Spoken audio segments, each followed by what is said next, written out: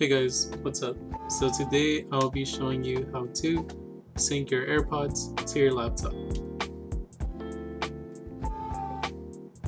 So the first thing you're going to want to do is click the start button and click on settings.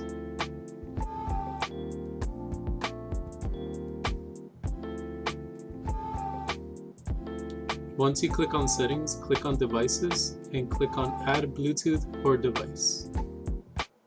Click on the first one, and once you do that, there's a little button on the back side of the AirPod case. Make sure to hold that button for a few seconds.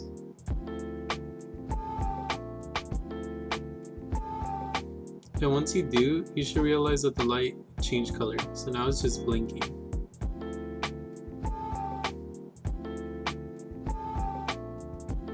And you're gonna see it appear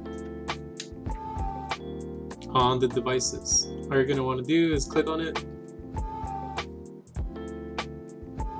and here it says your AirPods have been connected, and it's ready to go. Make sure to like, comment, subscribe, do anything that you guys can do. I do appreciate it. Peace.